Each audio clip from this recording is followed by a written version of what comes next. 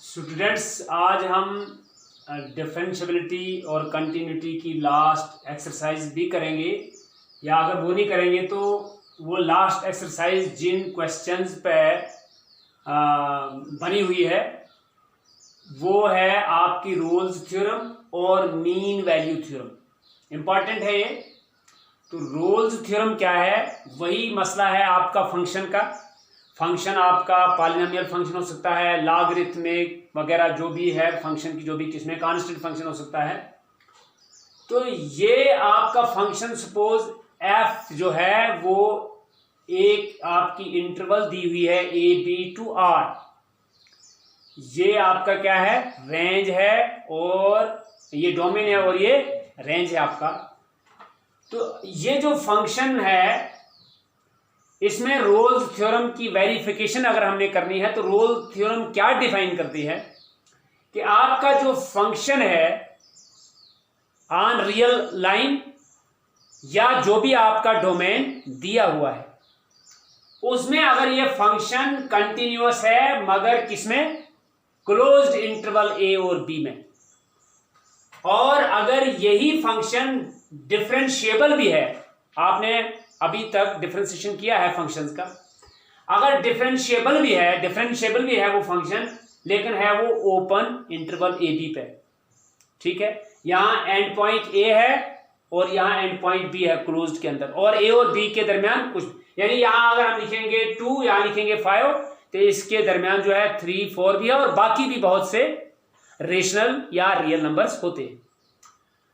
और फिर एक चीज और है, अगर ए और बी की वैल्यू आप फंक्शन के अंदर लगाएं, मसलन ये एफ ऑफ एक्स है आपका, एफ ऑफ ए भी पुट करेंगे आप, बी भी पुट करेंगे फंक्शन के अंदर, जो भी फंक्शन दिया हुआ होगा, अगर दोनों की वैल्यू सेम आती है तो रोल्स थ्योरम जो हमें एक रिजल्ट देगी, फिर वो क्या रिजल्ट देगी कि फिर इस ओपन इंटरवल के अंदर एक पॉइंट सी होगा, एक पॉइंट सी होगा जहां आपका डिफरेंशिएशन एट दैट पॉइंट जो है वो जीरो आ जाएगी।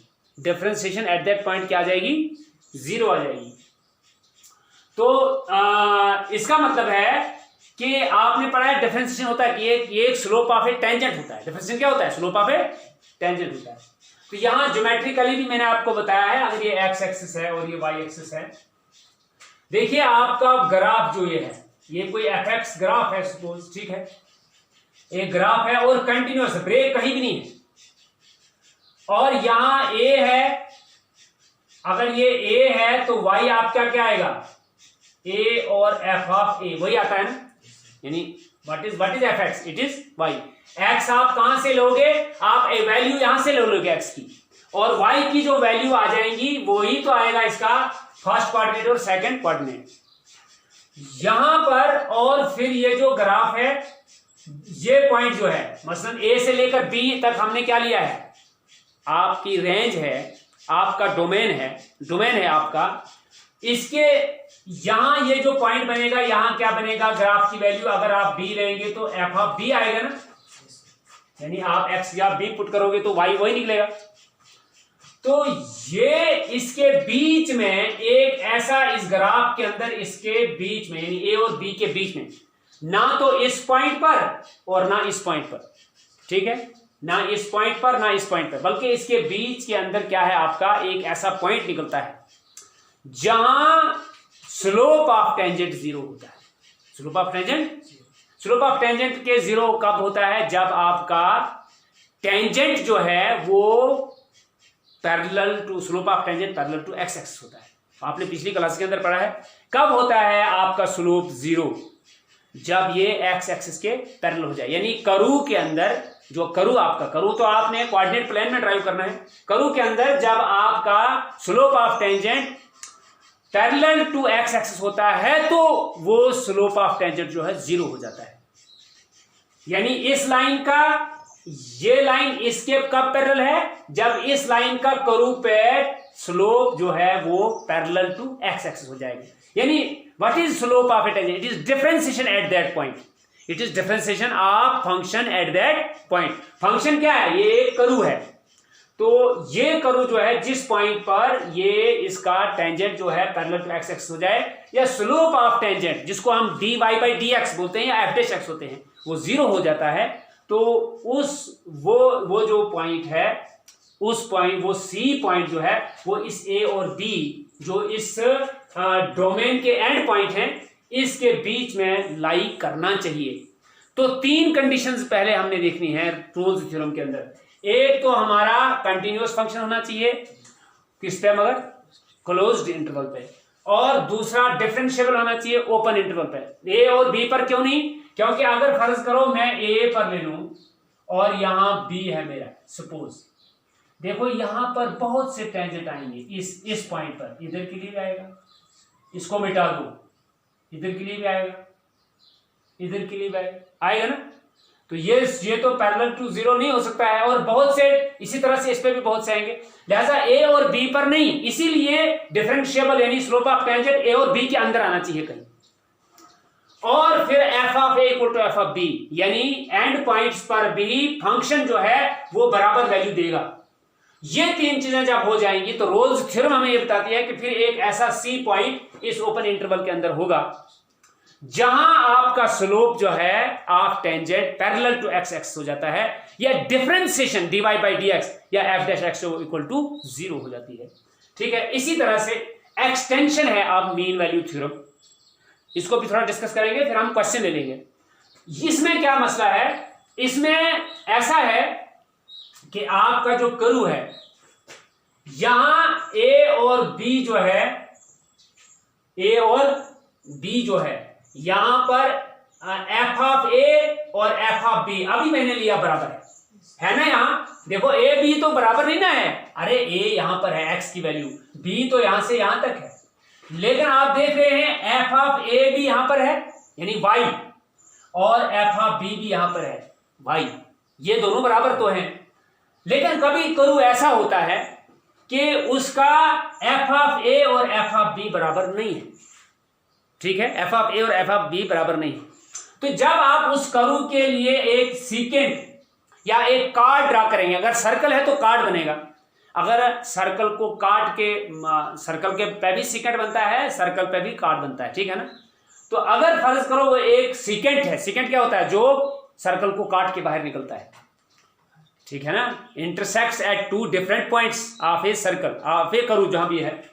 तो अब फर्ज करो ए और बी जो है ये तो है ही, ये इनकी वैल्यू एक्स की तो डिफरेंट है ही, लेकिन फर्ज करो एफ ए और एफ बी बराबर नहीं। अब आपका एफ ए और एफ बी बराबर इसलिए नहीं है क्योंकि जैसे यहां पर ये था वैसा यहां पर आपको दिखता नहीं है, तो यहां फर्ज करो एफ ए कुछ और आता है और एफ बी अपनी अपनी वैल्यू डिफरेंट वैल्यू लेता है, ठीक है। उस सूरत में आप क्या करते हैं? उस सूरत में आप अगर इस कर्व के अंदर कोई ऐसा पॉइंट निकलता है, इस कर्व के ऊपर कोई ऐसा पॉइंट आ जाता है जो आपने जो ये 2 पॉइंट, ये पॉइंट और ये पॉइंट जो ज्वाइन करके आपने सीकेंट या कार्ड बनाया है, उस पॉइंट पर वो उसके पैरेलल हो जाता है, एक्स एक्सिस के पैरेलल नहीं, वो tangent of slope of tangent जो है वो पैरेलल टू इस पॉइंट, इस सीकेंट के हो जाता है, जिस सीकेंट के अंदर एफ ए और एफ बी बराबर नहीं है, जैसे रोल्स थ्योरम के अंदर है। ये फिर भी यहां पर एक सी एग्जिस्ट करेगा, सी एक ऐसा पॉइंट निकलना चाहिए ए और बी ओपन इंटरवल के बीच में, जो हमें ये बताएगा कि उस पॉइंट पर जो टेंजेंट आता है वो पैरेलल टू सीकेंट है, किसके? जो आपका ए एफ ए और बी एफ बी को ज्वाइन करता है इन 2 पॉइंट्स को, यानी ज्वाइनिंग दीज 2 पॉइंट्स जो आपका सीकेंट बनता है वो उस कर्व पे जो है वो स्लोप ऑफ टेंजेंट वहां पैरेलल हो जाता है, नॉट एक्स एक्सिस बल्कि इस सीकेंट के पैरेलल हो जाता है। तो ये आपकी मीन वैल्यू थ्योरम है, इसका मतलब उसी का एक्सटेंशन है जो आपकी रोल्स थ्योरम है। अलबत्ता यहां अब एफ डैश सी, वहां एफ डैश सी 0 आता था, यहां एफ डैश सी क्या आएगा? F B minus F A, F B minus निकलेगा ना, जब आपका एफ एक्स यहां भी दिया हुआ होगा, कुछ भी दिया है, चाहे ट्रिग्नोमेट्रिक फंक्शन है चाहे आपका लॉगरिथमिक फंक्शन है या पॉलिनोमियल फंक्शन है, तो यहां जो आपका दिया हुआ होगा यहां पर आपको a की वैल्यू भी एफ ए भी निकालना है, एफ बी भी निकालना है, और b माइनस ए तो है ही इंटरवल के अंदर 2 पॉइंट, तो यहां फिर एफ डैश सी जो है इसके बराबर आता है। तो अगर ऐसा करेंगे एफ डैश सी, देखो यहां क्या बनेगा, देखो यहां ऐसा बन सकता है कि जब आपका फर्ज करो एफ बी और एफ ए यहां भी इक्वल हो जाए तो ये 0 आ जाएगा ना, तो यहां भी f dash C is equal to 0। अगर यहां भी हम एफ बी और एफ ए को बराबर करते हैं तो 0 upon B minus A that is 0, f dash C is equal to 0। तो ये फिर इस जगह जाकर फिर वो पैरेलल टू क्या बनेगा, एक्स एक्सिस बनेगा। तो इसका मतलब ये है कि ये आपकी मीन वैल्यू थ्योरम के अंदर ये स्टेप एक्स्ट्रा है, और मीन वैल्यू थ्योरम के अंदर ये प्रॉपर्टी नहीं आती है, ठीक है। तो ये रोल्स थ्योरम के अंदर 3 प्रॉपर्टीज होंगी, तो सी एग्जिस्ट करेगा इस इंटरवल में such that F dash C is equal to 0, और मीन वैल्यू थ्योरम के अंदर ये 2 प्रॉपर्टीज जब निकलेंगी तो सी एग्जिस्ट करेगा लेकिन एफ डैश सी इसके बराबर आ जाएगा, ठीक है। और आपने फिर देखना है कि ये एफ डैश सी जो आ रहा है मेरा, यहां जो स्लोप बन रहा है सी और एफ सी जो है इस पे ये जो स्लोप ऑफ टेंजेंट बन रहा है, तो ये किसके मगर इसके पैरेलल आता है या नहीं आता है, तो वो ये हमें वेरीफाई करके देगा। तो ये इसके लिए कंडीशंस हैं। एक क्वेश्चन लेते हैं हम जो रोल्स थ्योरम पे डिपेंड होगा, और उतना ही आज करेंगे, बाकी एक्सरसाइज और मीन वैल्यू थ्योरम को हम कल उस पे क्वेश्चन करेंगे। चलिए अभी हम लेते हैं कोई क्वेश्चन। हमारे पास एक्सरसाइज क्या है, अब 5.8 इस चैप्टर की लास्ट एक्सरसाइज है। एक्सरसाइज 5.8 क्वेश्चन नंबर 1 लेते हैं हम, क्वेश्चन नंबर 1 लेते हैं। तो भाई यहां फंक्शन दिया है F of X is equal to X square plus 2x minus 8, ठीक है। और x जो बिलोंग कर रहा है हमारा, जिसको हम क्या बोलते हैं भाई, डोमेन, वो कहां से बिलोंग करता है, -4 to 2 इंटरवल के अंदर, ठीक है, क्लोज इंटरवल है ये। तो यहां हमने वेरीफाई करना है रोल्स थ्योरम को, क्या करना है, c निकालना है such that F dash C is equal to 0। तो पहले हम देखेंगे क्या कंडीशंस 3 रोल्स थ्योरम की एडजस्ट हो रही है, फिट बैठ रही है। तो देखिए आपका ये फंक्शन कौन सा फंक्शन है, पॉलिनोमियल, और पॉलिनोमियल फंक्शन कंटिन्यूअस होता है, बिल्कुल होता है। Every polynomial function is continuous, जब कंटिन्यूटी हमने पढ़ी थी, every constant function is continuous, logarithmic function is continuous, trigonometric function is continuous, but in its domain, और रेंज उसके अंदर रहेगा। इसी तरह से आपका इनवर्स ट्रिग्नोमेट्रिक फंक्शन भी कंटिन्यूअस होगा लेकिन अपनी उस रेंज के अंदर होगा। तो ये polynomial function it is continuous for everywhere, क्योंकि polynomial function is continuous for everywhere या for all belongs to real numbers. तो यहां हम लिखेंगे, फर्स्ट हम लिखेंगे इसको, since given function is a polynomial function, is a polynomial function। Number 1, therefore यहां लिख सकते हैं आप, therefore number 1 f x is continuous everywhere, हमें जरूरत नहीं है, ऑन -4 2। हम लिखेंगे since it is continuous fx is continuous for all x belongs to real numbers, but we have given here x belonging to closed interval -4 to 2, यानी यहां x की कम से कम वैल्यू -4 है, ज्यादा से ज्यादा 2 है। fx is continuous on this, हमें जरूरी नहीं लिखना है on r, हम इसी पे यही लिखेंगे। नंबर दूसरा हमारा क्या चाहिए, every polynomial function is differentiable, ठीक है, fx is differentiable on, मगर अब ओपन, क्योंकि डिफरेंशिएबल वो टेंजेंट बहुत से आ रहे थे उस एंड पॉइंट पे, -4 और 2 अगर क्लोज लिखते हैं तो फिर एंड पॉइंट बहुत से बनते हैं, जो अभी मैंने फिगर आपको बनाई, ऑन -4 2 3 में हमने करना है, यहां करेंगे हम पहले करेंगे एफ ऑफ -4। अरे एक्स या -4 लगाओ, क्या आएगा? -4 का whole square +2 into -4 -8। 4 4s are 16 -8 -8 is equal to 0. It is my f of -4. Now I have to find what? f of 2. आइए फिर 2 square +2 into 2, okay, -8, that is 2 square 4 + 4 -8, 4 4 8 -8 0. What does this imply? This imply f of -4 is equal to f of 2. यहां लिखिए आप, f of -4 is equal to f of 2. Okay? Therefore, जब ये आपके तीनों result आ गए, there exist C belonging to open interval -4 to such that f dash C is equal to 0. और वो C निकालना पड़ेगा, देखना पड़ेगा, इसको हम मिटा सकते हैं अब, क्योंकि आपकी उस पे आ गया। ये आप पहले f dash x निकालेंगे, आप लिखेंगे सिंस f dash x निकालो, यानी इसको डिफरेंशिएट करो, क्या आएगा? 2x + 2, इसकी डिफरेंशिएशन 0 हो जाएगी। This implies f dash c, simply बात, x या c ले लो, 2c + 2।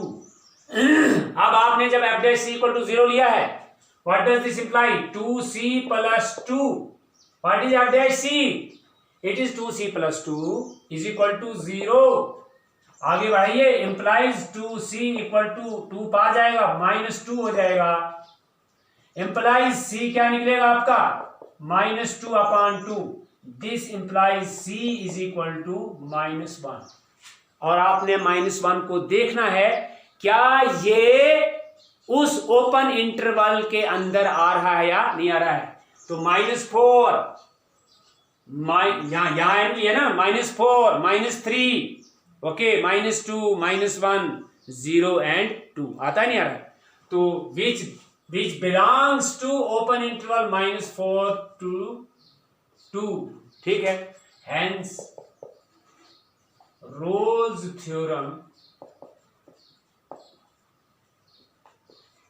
is verified, ठीक है, at c is equal to -1। तो ये जो आपका वहां जो c निकलेगा, f ऑफ c भी चाहिए ना आपको, तो जब आप 1 यहां c आपका 1 है, तो f ऑफ 1 क्या निकलेगा, यानी y क्या निकलेगा? 1 स्क्वायर 1 + 2 1s are 2, 1 और 2 3 एंड -1 है ना, -1 है ना, 1 और ये हो जाएगा -2, 1 और -2 क्या हो जाएगा? -1 और -8 -9। तो वो कौन सा पॉइंट है जहां टेंजेंट एक्स एक्सिस के पैरेलल हो रहा है? वो है आपका -1 और -9। उस सर्कल पे C जो है और FC जो है, वो उस पे कौन सा पॉइंट है जहां tangent parallel to x x हो जाएगा? आप घर पे जाके ग्राफ ड्रा करेंगे, लेकिन वैल्यू लेना -4 और 2 के बीच की, ठीक है, एक्स लेना इसके बीच की, और fx आप ग्राफ को ड्रा करना, वो बनेगा एक कर्व जैसा बनेगा। और फिर आप c -1 लेना, और आप f ऑफ c -1 करके आपका y निकलेगा, वो देखना आप, वो उस पॉइंट पर आ जाएगा जहां टेंजेंट जो है वो पैरेलल हो जाएगा टू एक्स एक्सिस, मगर कर्व पे। कौन सा कर्व? जिसका ये फंक्शन दिया हुआ है fx = x² + 2x। और याद रखना चाहिए, क्वाड्रेटिक इक्वेशन का कर्व हमेशा पैराबोला फॉर्म में आता है, ठीक है, आपने एलएलबी के अंदर पढ़ा है। चलिए काफी है, कल यहां से आगे करेंगे।